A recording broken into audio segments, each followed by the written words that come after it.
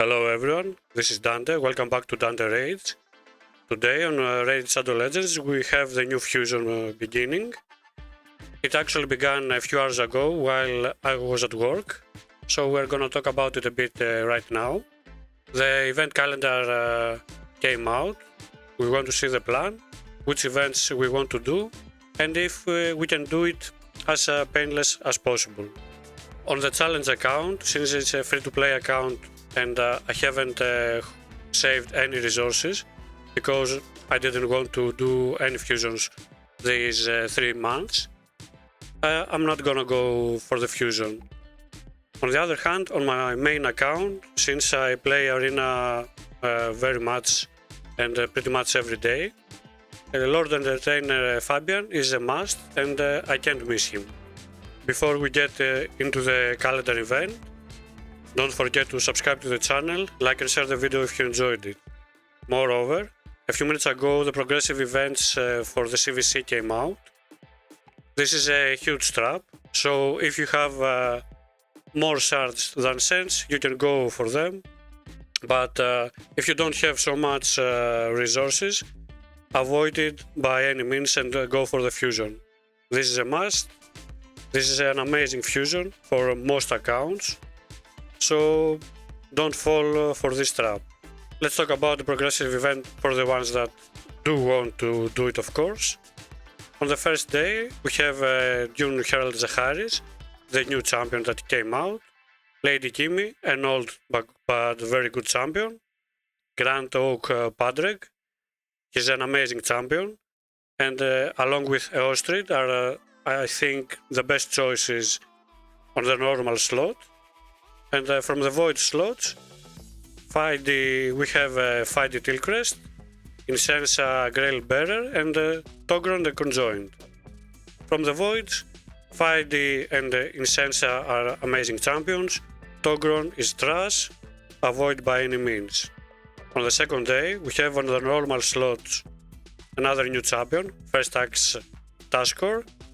Then we have Mod of the Pill, Nekmothar, Wallmaster Othorion and Nisak Verminlord. Of course, Nekmothar is the top priority if you don't have him. Then Wallmaster Othorion is an amazing champion for bosses, Hydra and Chimera. And Nisak, if you have missed the fusion and haven't pulled him yet, is an amazing bomber for Arena. On the Void side of things, we have Onryo Oyasu, Georgie the Breaker and Arnon the Shining. All three are amazing champions. They are used all the time either on Arena and Oyasu also in Hydra. But I say again, if you are very tight with your shards, do not pull any shards for this event. So the fusion began today on March 10th and it is on till March 25. It is a traditional fusion, so don't forget and mix it up with the fragment fusions. A traditional fusion means that you have 2 weeks and 2 days to fuse the champion, or you miss him. Even if you have all the champions to fuse him, if you don't fuse him by then, you lose him. You can't keep him like the fragment events. A traditional fusion means that you have to get from all the events 16 rares, fuse the rares to get 4 epics, upgrade the epics and fuse them to get your legendary.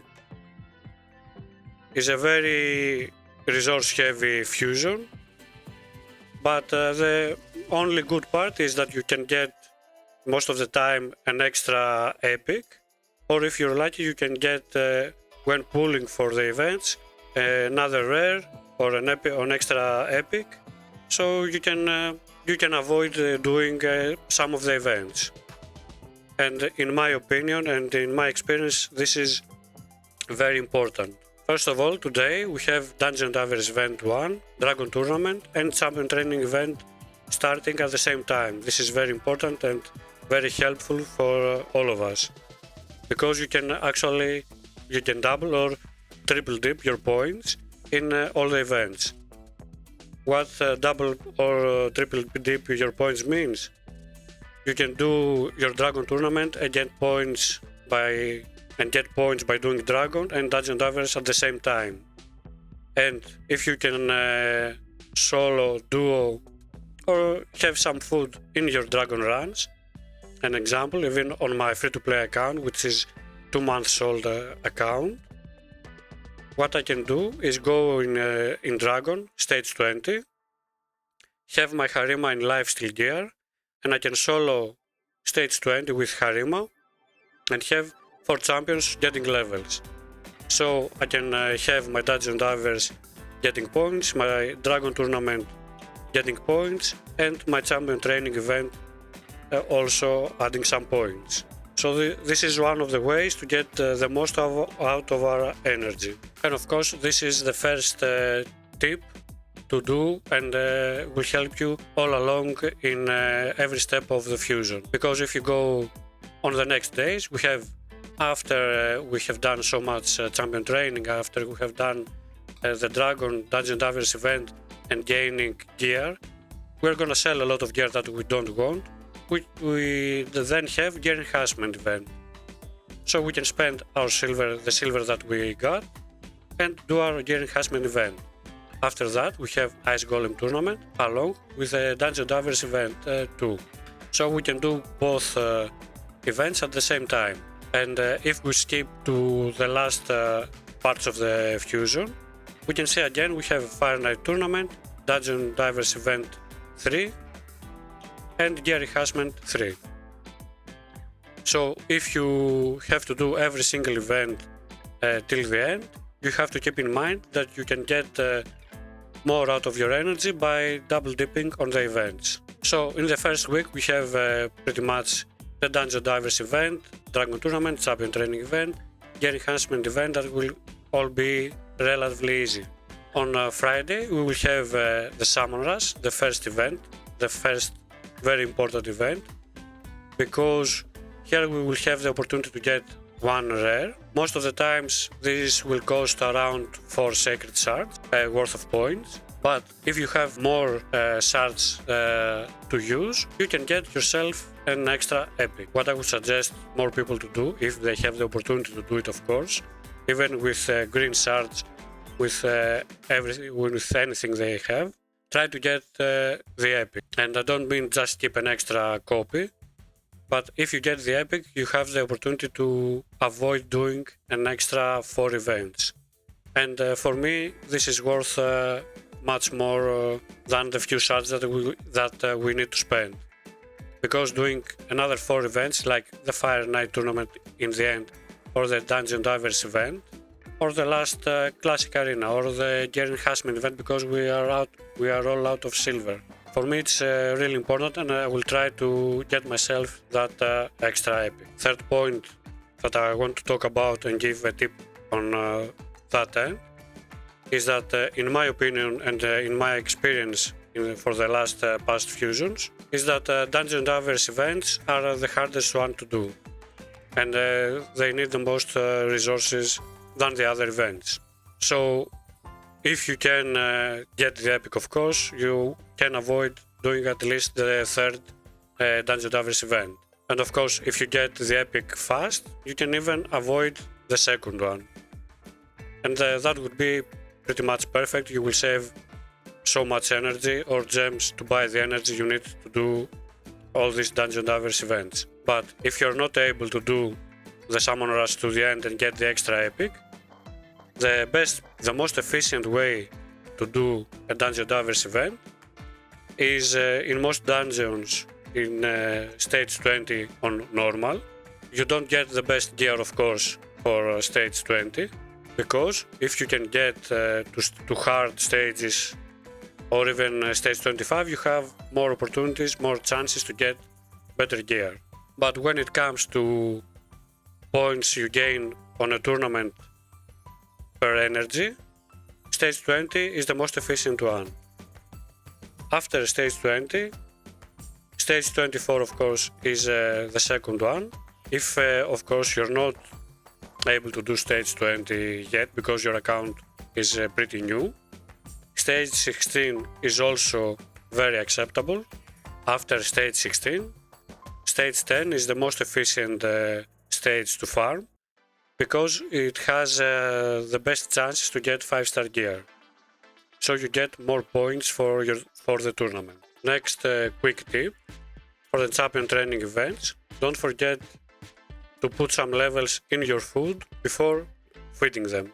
For example, if I want to get a champion to level 4, for example, to rank 4, I can feed these 3 champions for the tournament and the events. It is much worse to feed them at level 1 than to put some levels in it, because you get points for every level, and it is actually worth it and more efficient to put some levels in your champions before feeding them. So for rank 3, for example, I would most of the times put them at level 12 or 14 and then feed them. You can do this either by brews or just throw them in the campaign a couple of runs and you're golden. Another thing you must not forget, the forge, of course. It is a very reliable source of silver, because you spend a lot less silver to craft an artifact, but you can sell them, if they are not good of course, for much more. For example, let's try one now. We have to spend 10,000 silver to forge one piece. The piece is actually pretty good. Even if it wasn't though, we gained more than 6 times the silver we invested in. And one last advice for the champion chase that is on the last weekend of the fusion. Champion chase means that you get points even by buying champions in the market. It means that you can get points by fusing champions if you have fragments. You can get a lot of Broadmo copies if you have kept the champions needed, because Broadmo is always here. You can fuse him as many times as you want.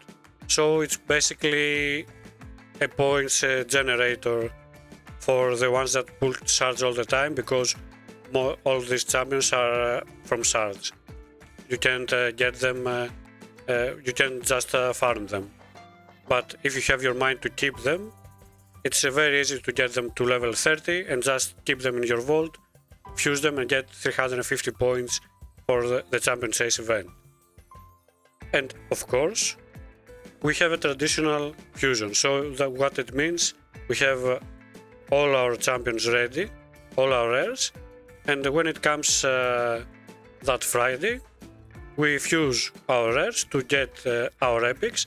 So we have here 350 points per champion, so we get our champion chase event finished much easier and with much less shards. So a quick recap with a Trackstream notepad. Don't forget to double or triple dip your points. Do Dungeon Divers events with dungeons at the same time, and if it is possible for you, with champion training events at the same time. If you can get the epic or the summon rush, just do it. It will make your life and the fusion much easier. Stage 20 is the best stage when it comes to tournament points per energy when you do the Dungeon Diver events. Of course, if you can't do 20 because you have a newer account, stage 16 or stage 10 is absolutely acceptable. For the champion training events, don't forget to throw some levels to your food before feeding them. Don't forget your forge for silver, and for the champion chase event, don't forget that you get points by getting champions by any means, from the market, from fusing champions from old fragments, or from fusing the epics you need for this fusion with the rares you get for this fusion. If you have saved some resources and follow these simple steps, your fusion will be much easier to do.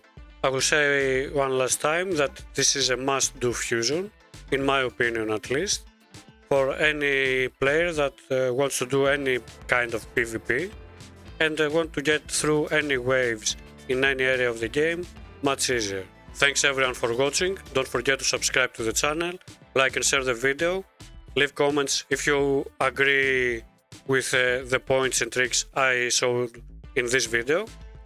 And of course, just comment if you are going for the fusion, if you like it or not. Until next time, take care.